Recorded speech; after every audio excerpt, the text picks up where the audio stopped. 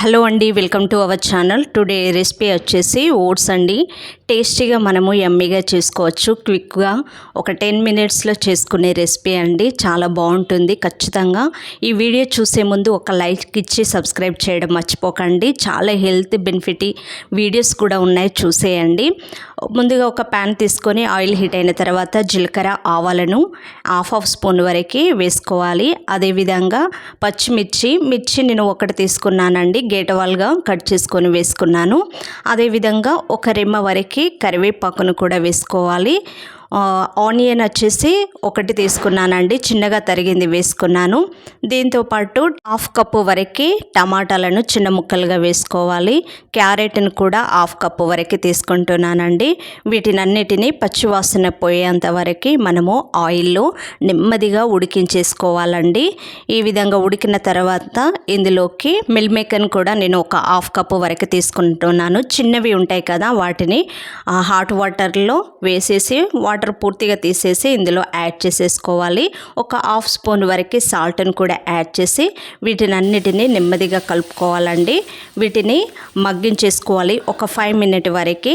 ఈ విధంగా 5 మినిట్ తర్వాత ఇందులోకి కొంచెం పసుపు, అదేవిధంగా హాఫ్ స్పూన్ వరకు కారాన్ని కూడా యాడ్ చేసేసుకొని వేంపి పొడి చేసుకున్న జీలకర్ర పొడిని కూడా కొద్దిగా చిటికడంతా వేసుకొని వీటినన్నిటినీ బాగా కలుపుకోవాలండి. ఇప్పుడు ఇందులోకి నేను ముందుగా ప్రిపేర్ చేసుకున్న బీన్స్ కూడా ఉన్నాయండి, ఉడికించేసుకునేవి ఉన్నాయి.